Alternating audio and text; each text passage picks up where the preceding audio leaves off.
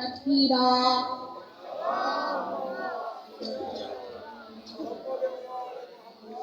بسم اللہ الرحمن الرحیم۔ تمام تعریفیں پروردگار عالم کے لیے اور درود و سلام ہو محمد و آل محمد کے لیے۔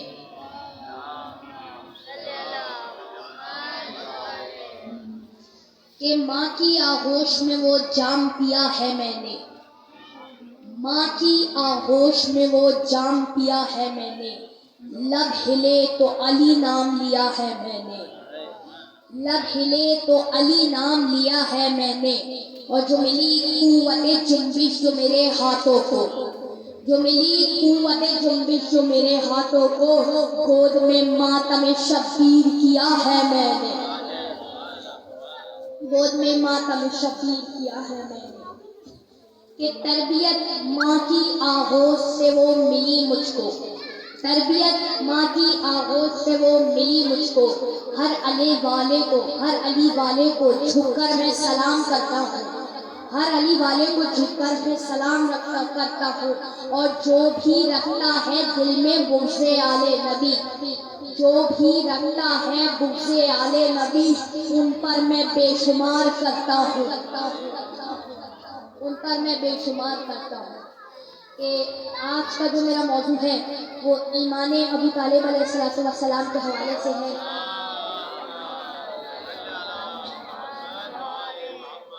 تو میں بڑا آہستہ آہستہ پیش کروں گا، تو مجھے ایمان ابو طالب کے حوالے سے پیش کرنا ہے۔ اور پورے دنیا کا اردو کا مرکز مانا جاتا ہے پاکستان کے کراچی کو۔ تو توجہ رکھیے گا کہ ایمان ابو طالب پر ایمان رکھنا ایمان کی علامت ہے، ایمان ابو طالب پر ایمان رکھنا ایمان کی علامت ہے۔ اب نہ جانے مسلمانوں میں کیسی بحث سیر کر گئی ہے کہ کسی اور سے متعلق یہ بحث ہوتی ہی نہیں ہے، ہوتی ہے تو صرف جناب ابو طالب سے، ہوتی ہے تو صرف جناب ابو طالب سے۔ جب آپ جائیں گے نا زیارت کرنے کے لیے مکہ انشاءاللہ، تو وہاں پہ قبرستان ہے رسول خدا کے احزاب کا، وہاں پہ حضرت خدیجہ، جناب خدیجہ ہیں، ان کے بیٹے ہیں، جناب عبد المطلب ہیں، جناب ابو طالب ہیں، جناب ہاشم ہیں۔ تو رسول خدا کے احزاب کا نام ہے جنت معلیٰ۔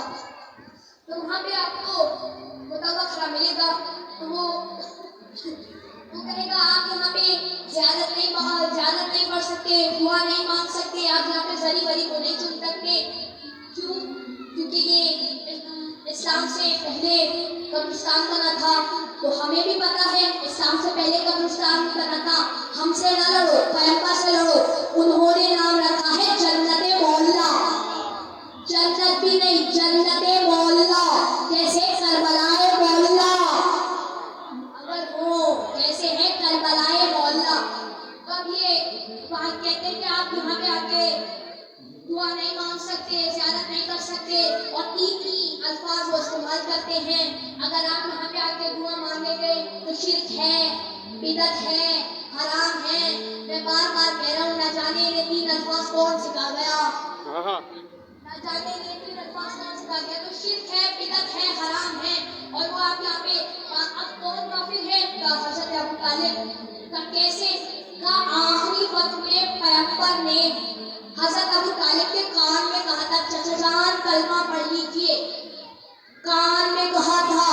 بھائی مجھے تعجب ہے مسلمانوں پہ، سننے میں آتے ہیں تو کان میں کہیں بات سن لیتے ہیں، اگر وہ سننے میں آتے ہیں تو کان میں کہیں بات سن لیتے ہیں۔ بھائی کان میں بات اس لیے کہی جاتی ہے تاکہ کوئی اور نہ سن سکے۔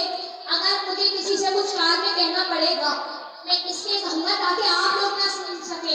بھائی مجھے تعجب ہے مسلمانوں پہ، سننے میں آتے ہیں تو کان میں کہیں بات سن لیتے ہیں، اور نہیں سننے پہ آتے تو غدیر میں چیخ چیخ کے نعرہ حیدری، اب غدیر میں چیخ چیخ کے اعلان کر رہے ہیں من تم تو مولا ہو فہذا علی مولا۔ وہاں کسی کو سنائی نہیں دے رہا۔ اب کسی نے پوچھا، کسی نے ایک صاحب سے پوچھا آپ حدیث میں موجود تھے، پیغمبر نے کیا کہا؟ انہوں نے منہ بنا کے کہا ذرا میں دور بیٹھا تھا۔ دوسرے صاحب سے کہا ارے بھائی آپ تو سب سے آگے بیٹھے تھے، آپ ہی بتا دیں پیغمبر نے کہا تھا۔ انہوں نے کہا دیکھا میں، سنا میں نے، لیکن دیکھ نہیں سکا۔ کہا سب سے آگے بیٹھے تھے دیکھ نہیں سکے؟ کہا کیونکہ سورج کی روشنی بہت زیادہ تھی۔ اب مجھے نہیں پتا سورج کی روشنی زیادہ تھی یا علی کے چہرے کا نور، یا علی کے چہرے کا نور زیادہ تھا۔ اب وہ کہتے جناب ابو طالب کافر تھے۔ بھائی کتنے بہت سے صحابہ جن کے باپ کافر تھے، میں توہین نہیں کر رہا ہوں کسی کی، لیکن بات آتی ہے تو جناب ابو طالب پہ، تو ابو کہتے کافر تھے۔ اور کیا اور اس سے کیسے پتہ چلا؟ کہ چچا جان کلمہ پڑھ لیجئے، پیغمبر نے آخری وقت میں بعد میں کہا تھا چچا جان کلمہ پڑھ لیجئے، تو جناب ابو طالب نے فوراً پلٹ کے کہا تھا بھتیجے میں اپنے اجداد کے دین پہ باقی ہوں، میں کلمہ نہیں پڑھوں گا۔ بھائی ہمارا بھی شیعہ عقیدہ یہ ہے کہ رسول خدا کے اجداد با ایمان ہیں، رسول خدا کے اجداد با ایمان ہیں، اور بھائی بے ایمانوں کو آخری وقت میں عقیدہ نہیں دہرایا جاتا، با ایمان کو آخری وقت میں کہا جاتا ہو اپنا عقیدہ دہرا لو اگر ہو، یعنی ابو طالب کافر نہیں تھے۔ بھائی ایک روک کے ہمیں جملہ پیش کروں گا، اے پروردگار عالم تیرا شکر ہے تو نے ہمیں لاوارث پیدا نہیں کیا، نہ جانے قبر میں کون کون جائے گا، کیسے کیسے جائے گا، تیرا شکر ہے تو نے ہمیں علی کا ماننے والا بنایا، قبر میں بھی جائیں گے تو مولا،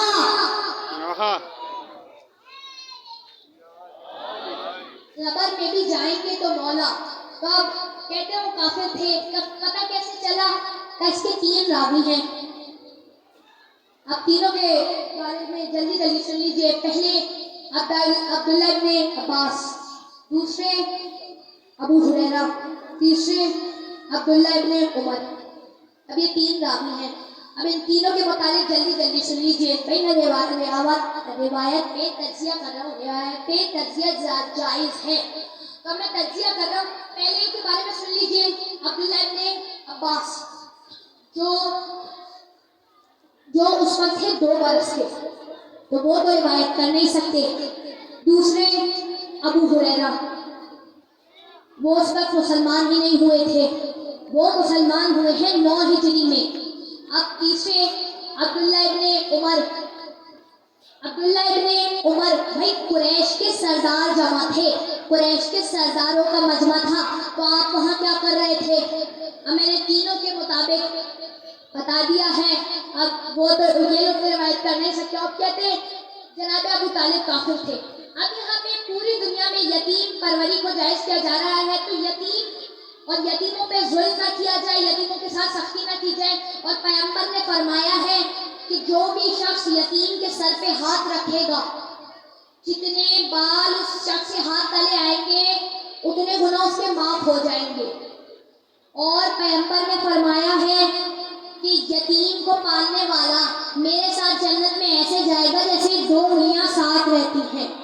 یتیم کو پالنے والا، صحیح بخاری میں ایک عام یتیم کو پالنے والا، ایک عام یتیم کو پالنے والا پیغمبر کے ساتھ جنت میں ایسے جائے گا جیسے 2 انگلیاں ساتھ رہتی ہیں۔ لیکن بھائی جس نے کائنات کے سب سے عظیم یتیم محمد مصطفیٰ کو پالا ہو،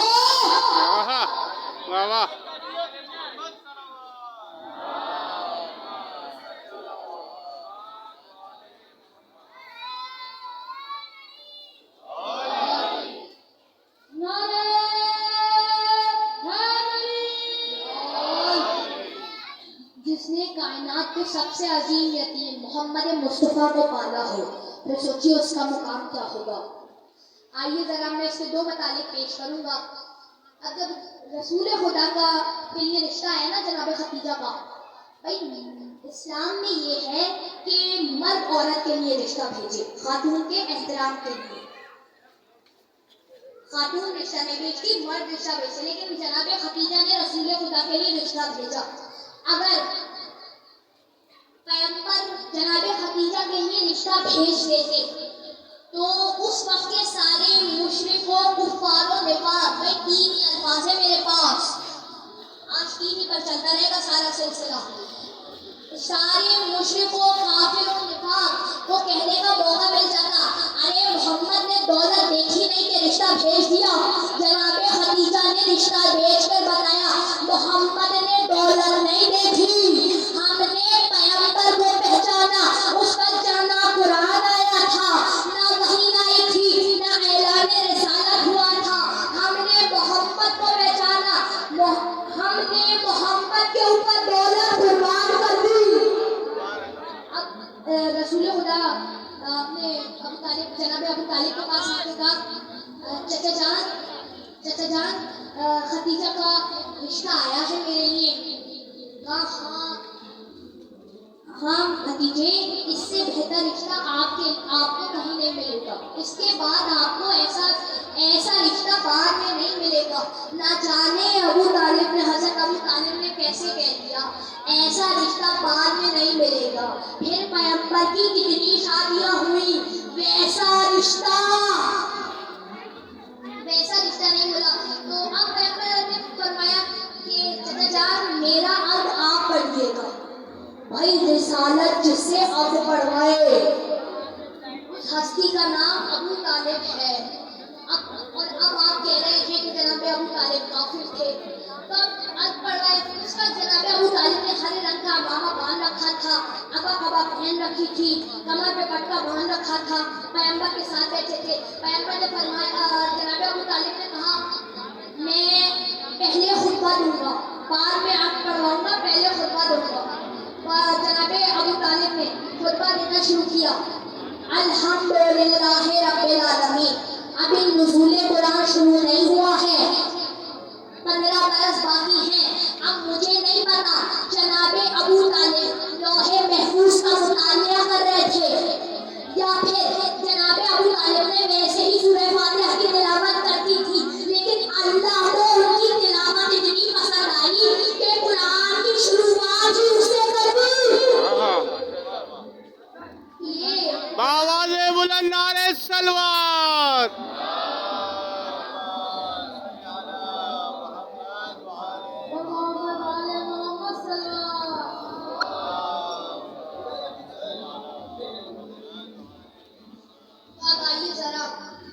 پیش کروں. جب رسول خدا کی ولادت ہوئی ہے تو جناب فاطمہ بنت اسد آئی ہے جناب ابو طالب کے پاس اور آ کے کہا اے ابو طالب آپ کے بھائی کیا ایسا بچہ پیدا ہوا ہے، ایسا بچہ میں نے اپنی زندگی میں نہیں دیکھا. تمام آلائشوں سے پاک و پاکیزہ پیدا ہوتے ہی سجدہ کیا اور تسبیح کرنے لگا.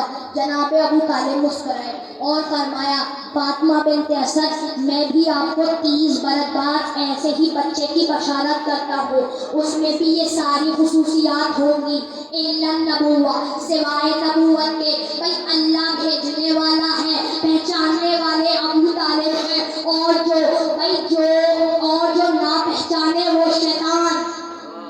بھائی رسالت و نبوت میں فرق کرنے والے وہ ابو طالب کہتے ہیں. عظمت ابو طالب بلند تر سلوات.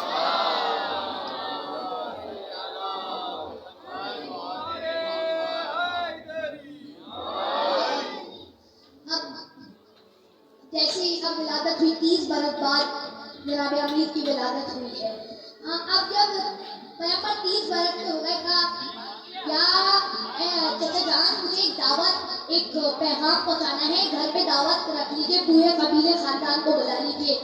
جناب ابو طالب نے کہا بھتیجے محمد اگر آپ چاہیں تو آج ہی دعوت کر لیتے ہیں، اگر آپ چاہیں تو آج ہی دعوت کر لیتے ہیں. تو کہا جی چچا جان. اب جناب ابو طالب نے ایک بیٹے کو آواز دی اور نہ جانے ابو طالب نے کیسے آواز دی. جناب ابو طالب نے کہا یا علی. ابو طالب نے یا علی کہہ کر ایسے پکارا کہ آج بھی دنیا یا علی ہی کہتی ہے، علی نہیں کہتی. توجہ ہو کہ اب یا علی آئیے ذرا قبیلے کو دعوت دے دیجیے، آج دعوت ہے، اتنے بجے سب پہنچ جائے. اب سب کو دعوت، سب آ گئے. اب بہت بڑے بڑے لوگ موجود تھے. اب اس نے کہا کہ ابو طالب تم نے ہماری توہین کی ہے۔ جناب ابو طالب نے کہا کیسے؟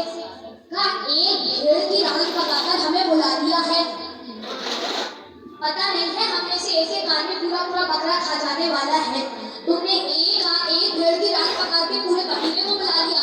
جناب ابو طالب نے فرمایا اے ابو لہب جتنا کھا سکتے ہو کھاؤ، یہ ختم نہیں ہوگا۔ کیوں ختم نہیں ہوگا؟ کیونکہ میرے بھتیجے محمد کا ہاتھ اس میں مس ہو گیا ہے۔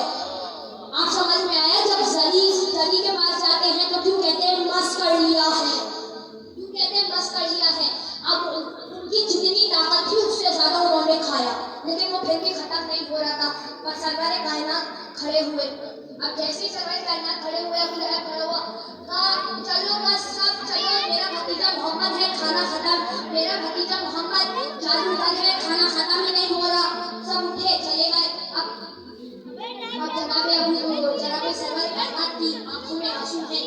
جناب ابو طالب نے کہا کیا بات ہے بھتیجے؟ کہا چچا جان میں کچھ کہنا چاہتا تھا۔ ابو لہب سب کو لے کر چلا گیا۔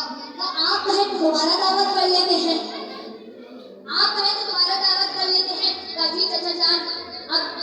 اب دوبارہ دعوت ہوئی، دوبارہ ابو لہب اٹھا سب کو لے کر چلا گیا۔ اب تیسری دفعہ پیغمبر جناب ابو طالب نے کہا بھتیجے آج میں باہر کھڑا نہیں ہوگا، دروازے پہ کھڑا نہیں ہوگا۔ اب سمجھ میں آیا مہمان بلا کے دروازے پہ کھڑے ہونا جناب ابو طالب کی سیرت ہے، جناب ابو طالب کی سیرت ہے۔ اب جناب ابو طالب نے کہا آج میں دروازے پہ نہیں کھڑا ہوں گا، آج میں اندر بیٹھوں گا، آج میں دیکھتا ہوں کون آپ کا کلام سنے بغیر جاتا ہے۔ اب سب لوگ آئے، کھانا کھایا سب نے۔ اب دوبارہ کھڑے ہوئے، جناب سرور کائنات کھڑے ہوئے۔ ابو لہب اٹھا، جناب ابو طالب نے بڑھ کر اس کے گریبان میں ہاتھ ڈالا، اس نے ہلنا چاہا، پکڑ کے بٹھا دیا۔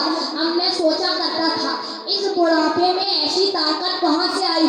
پھر میری نظروں میں خیبر کا در آیا، بعد میں پتہ چلا یہ فاتح خیبر کے باپ ہیں۔ نعرہ حیدری! بعد میں پتہ چلا یہ فاتح خیبر کے باپ ہیں۔ جناب سرور کائنات نے کہا کہ میں تم لوگوں کو کہنا چاہتا ہوں کہ اللہ ایک ہے، اس کے سوا کوئی معبود نہیں۔ اب ایک شخص نے کھڑے ہو کر کہا اگر ہم اللہ کو مان لیں تو پھر آپ کون ہیں؟ کہ میں اس کا رسول ہوں، میں اس کا رسول ہوں۔ اب جناب رسول خدا نے فرمایا کہ جو بھی میرا اس دین کے مشن میں میرا ساتھ دے گا وہی میرا اخی ہوگا، وصی ہوگا، ولی ہوگا، خلیفہ ہوگا، خلیفہ ہو گیا۔ ابو لہب کھڑا ہوا اور کہا ابو طالب ویسے تو بھتیجے کی اطاعت کرتے تھے، آج سے بیٹے کی بھی اطاعت شروع کر دو۔ بھائی ابو لہب مشرک تھا، کافر تھا، منافق تھا، لیکن جانتا تھا ذوالعشیرہ میں خلافت کا فیصلہ ہو گیا۔ واقعات نبوت میں دعوت اول کا ذکر حق ہے، اسی لیے تو کہتے ہیں علی حق، علی حق، علی حق ہے، نعرہ حیدری! اب اب سب اٹھے، سب چلے گئے، لیکن آخر تک ایک بچہ 10 برس کا ہے بچہ، آخر تک کھڑے ہو کے کہنے لگا یا رسول خدا میں آپ کا اس مشن میں ساتھ دوں گا۔ میں دکھنے میں بہت کمزور ہوں، میں بہت پتلا دبلا ہوں، لیکن میں آپ کی دشمنوں کی ہڈیاں توڑ دوں گا، میں آپ کی دشمنوں کی ہڈیاں توڑ دوں گا۔ مورخین نے نام علی بتایا ہے، مورخین نے نام علی بتایا ہے۔ اب جناب 40 برس کے ہوئے ہیں رسول خدا اور تبلیغ کرنے کے لیے نکلے۔ اب جیسے ہی صبح نکلے، اب وہاں پہ کچھ سازشی لوگ ابو سفیان، اب اس نے سازش کی کہ جناب رسول خدا جناب سرور کائنات تبلیغ نہ کر پائے، تو اس نے 3 طریقے کی سازش کی۔ 3 طبقات ہیں نا، مرد، عورت، بچے۔ مردوں کو کہہ دیا کہ رسول خدا شاعر ہے، اس کا شاعر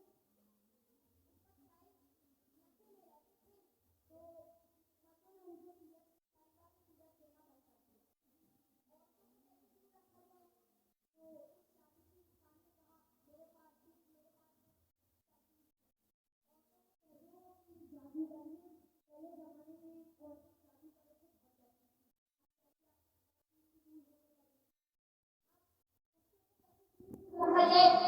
نے پھیلا دیا کہ یہ مجنون ہے، پاگل ہے. بچے پاگل کو پتھر مارتے ہیں کیونکہ پھیلا دیا کہ یہ پاگل ہے. اب پیغمبر کو سب پتھر مارتے ہیں. اب پیغمبر جیسے ہی گھر آئے جناب ابو طالب نے دیکھا پورے لباس پہ جسے پہ پتھروں کے نشان ہیں. کہا بھتیجے محمد کی کیا حال بنا رکھا ہے؟ چچا جان ابو سفیان نے بچوں میں پھیلا دیا ہے کہ میں پاگل ہوں، مجنون ہوں اور بچے مجھے پتھر مارتے ہیں. جناب ابو طالب نے جناب سرور کائنات کا بازو تھاما. کہا چلو میرے گھر کا بھتیجے چلیے میرے ساتھ. اور جناب سرور کائنات چل پڑے. بھائی بغیر چونو چنا جس کے ساتھ رسالت چل پڑے وہ ابو طالب ہیں. اب وہاں پہ جب پہنچے ابو طالب تو ابو سفیان کا مہمان خانہ تھا اور قریش کے سردار جمع تھے اور وہاں پہ بہت بڑے بڑے ڈیکس تھے، گورنر ہاؤس تھا. اب وہاں پہ جناب ابو طالب دروازے کھلے ہوئے تھے لیکن اندر نہیں گئے. بہت زور زور سے دروازوں پہ دستک تھی. سب نے دیکھا ابو طالب آئے ہیں، سب اٹھ کے باہر آ گئے. ابو سفیان نے کہا کیا بات ہے ابو طالب کیوں آئے ہو؟ کہا مکے کے بچوں نے میرے بھتیجے محمد کو پتھر مارے ہیں. جناب ابو سفیان نے کہا ابو طالب بچوں کا معاملہ ہے، بچوں میں رہنے دو. جناب ابو طالب نے ابو سفیان کو لے کر کہا ابو سفیان پھر سوچ لو، ایک بچہ میرے گھر میں بھی ہے، ابھی ان کو معرفت نہیں ہے، یہ حیدر کرار ہے، وہ حیدر کرار ہے. آقا ایک ہی تو بچہ ہے، دیکھی جائے گی. جناب ابو طالب گھر پر آئے. جناب علی کو یا علی ذرا ادھر آئیے. جی بابا جان. کہا کل جب میرا بھتیجا محمد تبلیغ کرنے کے لیے جائے تو ایک بھی پتھر میرے بھتیجے کو نہیں لگنا چاہیے. چچا جان بابا جان میرا آپ سے وعدہ ہے، جو پتھر چلے گا میں اپنے سینے پہ لوں گا، جو سر اٹھے گا میں وہ سر پھوڑ دوں گا، جو ہاتھ اٹھے گا میں وہ ہاتھ توڑ دوں گا. کہا ٹھیک ہے، میرے بھتیجے محمد کو پتھر نہیں لگنا چاہیے. اب صبح ہوئی، صبح نمودار ہوئی. باپ بیٹے کی آنکھوں میں بات ہوئی. سرور کائنات چلے. جناب امیر نے کوئی اشارہ ملا، جناب امیر اٹھے چلے. بھائی اب سورہ قرآن میں سورہ ہے، سورہ نمبر 91 آیا، سورہ شمس آیات پیش کرتا ہوں. بسم اللہ الرحمن الرحیم. والشمس وضحاها، سورج کی قسم اور اس کی کرنوں کی قسم. والقمر اذا تلاها، اور چاند کی قسم جو سورج کے پیچھے پیچھے آتا ہے. شمس رسالت نے چلنا شروع کیا، قمر امامت نے توا شروع کیا. شمس رسالت گھر سے چلے، قمر امامت پیچھے پیچھے. اب میں ایک جملہ پیش کر دوں، اگر دین کی شمس رسول خدا ہے تو قمر علی کے مرتضی ہے، اور اگر کربلا کی شمس حسین ہے تو قمر عباس.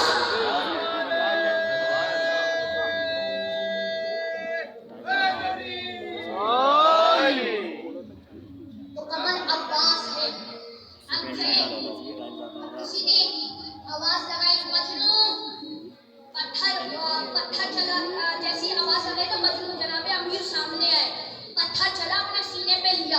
پتھر مارنے والا جیسی بچہ آیا نا آگے بڑھا. میرے بھائی بچے میں اپنے حساب سے کہہ رہا ہوں، نابالغ بچے نہیں تھے، سارے بالغ تھے. وہ بچہ جیسے پتھر مارنے والا آگے بڑھا، گریبان میں ہاتھ ڈالا مولا نے اور دیوار پہ دے مارا. اب سمجھ میں آیا عرب کے مشرکوں کافر بچوں کو بچپنے سے علی سے پٹنے کی عادت تھی. بچپنے سے علی سے پٹنے کی عادت تھی. اب مولا نے دیوار پہ دے مارا. ایک ہاتھ اٹھا، کسی کا ہاتھ توڑا، کسی کا سر پھوڑا، کسی کی لات توڑی. اب سارے روتے روتے اپنے ماں باپ کے پاس گئے. اب پورے مکے میں علی علی ہو رہا تھا. ایک ماں نے پوچھا بیٹا کہاں سے پٹ کے آئے ہو؟ ایک بچے نے کہا مجھے علی نے مارا ہے، مجھے علی نے مارا ہے. پورا مکہ علی علی علی کر رہا تھا. پورے مکے میں حیدر حیدر ہو رہا تھا. پورے مکے میں حیدر حیدر علی علی ہو رہا تھا. اب سارے اپنے بچوں کو لے کر ابو سفیان کے پاس جانے لگے. اب کیا میں یوں کہوں، سارے مکے کے لوگ اپنے ٹوٹے ہوئے کھلونے لے کر ابو سفیان کے پاس آنے لگے. اب کیسے ابو سفیان کے پاس آئے؟ کہا ابو سفیان، ابو طالب کے بچے نے ہمارے بچوں کو مارا ہے. اور ایک بچہ، پورا مکہ بچوں سے بھرا ہے، اس نے سب کو مارا ہے. کہا ہاں. ایک بچے نے کہا ارے نہیں، تمہیں نہیں پتا، جب وہ آگے آتا ہے نا مارنے کے لیے تو اتنی بڑی بڑی آنکھیں ہیں، وہ دانت کھینچتا ہے نا مارنے کے لیے، آنکھیں اس کی سرخ ہو جاتی ہیں. وہ بچہ نہیں، شیر لگتا ہے. اب سب جناب ابو طالب کے پاس جانے لگے. جناب ابو سفیان نے دروازے میں دستک دی. کسی نے بڑے خرامہ انداز سے دروازہ کھولا. لگتا ہے کسی اسد اللہ الغالب کا باپ ہے. اب جناب ابو طالب نے دروازہ کھولا. کہا کیا بات ہے ابو سفیان، کیوں آئے ہو؟ کہا تمہارے بیٹے علی نے میرے مکے کے بچوں کو پتھر مارے، مکے کے بچوں کو مارا ہے. جناب ابو طالب نے مسکرا کر کہا ابو سفیان، بچوں کا معاملہ ہے، بچوں میں رہنے دو. واہ واہ واہ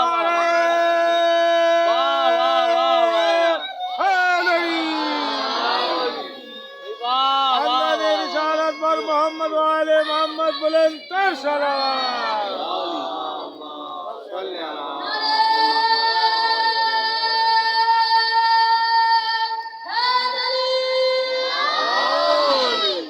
اب سمجھ میں آیا کون ہے ابو طالب. یہ ہے ابو طالب کی سیرت. اب رسول خدا دوسرے دن تبلیغ کے لیے، جیسے تبلیغ کے لیے آئے تو ابو سفیان کا مہمان خانہ تھا، وہاں پہ سارے قریش کے سردار جمع تھے. اب جناب ابو طالب نے 18 جوانوں کو لیا اور کہا اپنی تلواریں اپنے آباؤں میں چھپا لو، اور جب میرا اشارہ ملے تو تلواریں کھینچ لینا. اب سب چلے، پیغمبر سب سے آگے. جیسے ہی پہنچے تو کہا ابو سفیان، اگر میرا بھتیجا محمد تبلیغ کر کے گھر واپس نہ پہنچا نا، میں خدا کی قسم کھا کے کہہ رہا ہوں، میں تم سب کے سر قلم کروا دوں گا. یاد رکھنا مجھے اپنی جان سے زیادہ محمد عزیز ہے، اپنی جان سے زیادہ محمد عزیز ہے. سرور کائنات نے کہا چچا جان میں محفوظ ہوں. ابو سفیان نے دل میں سوچا ابو طالب سے لڑنا آسان نہیں ہے، ابو طالب کوئی عام انسان نہیں ہے. جناب سرور کائنات نے تبلیغ کی. اب سب واپس آ گئے. اب جب جناب سرور کائنات واپس آئے چچا جان میں محفوظ ہوں. تو یہ جناب ابو طالب کی سیرت ہے. صلوات پڑھو محمد علیہ محمد.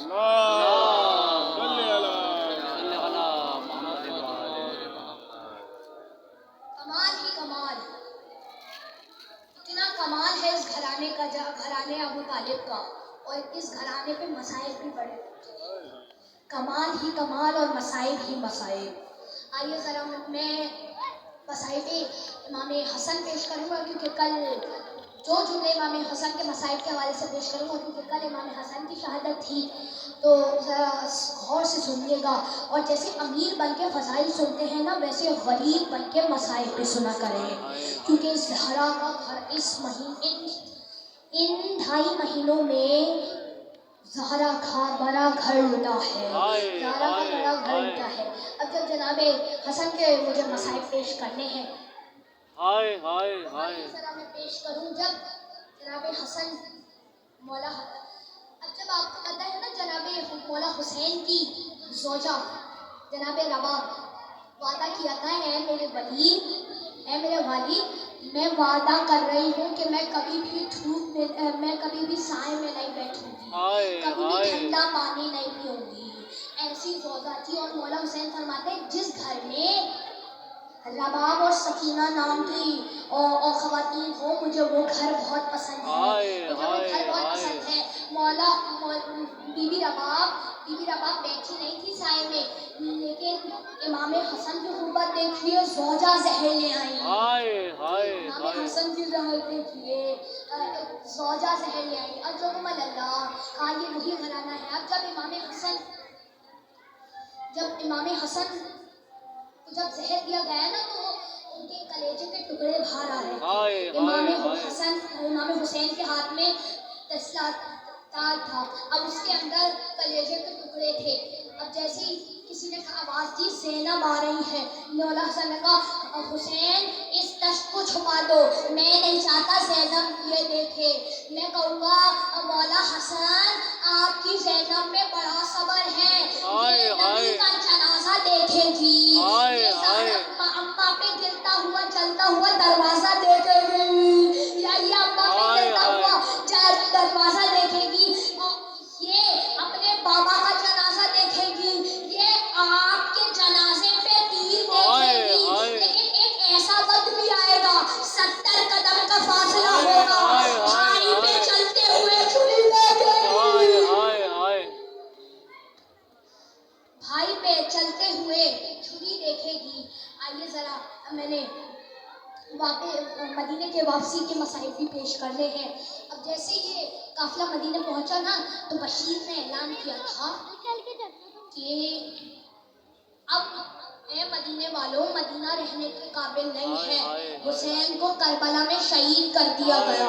اب ان کے ہاتھ میں کالا علم تھا، بشیر کے ہاتھ میں کالا علم تھا.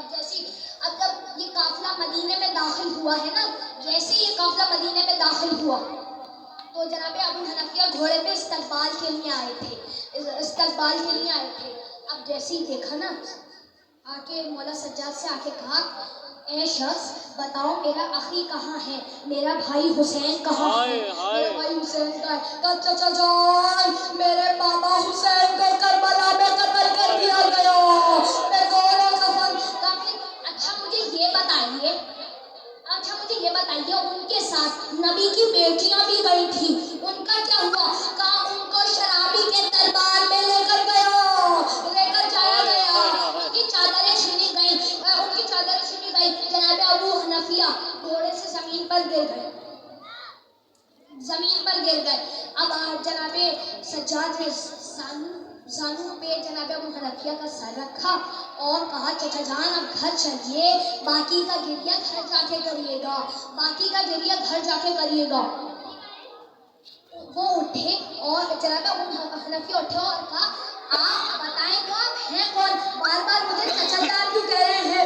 کہا نہیں پہچانا، میں سید سجاد ہوں. کہا میرا سجاد آپ تو 24 برس کے جوان ہیں، داڑھی سفید کیسے ہو گئی، کمر جھک کیسے گئی؟ کہا آپ نے صرف سنا، آپ گھوڑے سے زمین پر گر گئے، میں دیکھ کر آ رہا ہوں نبی صاحبہ کا مردہ.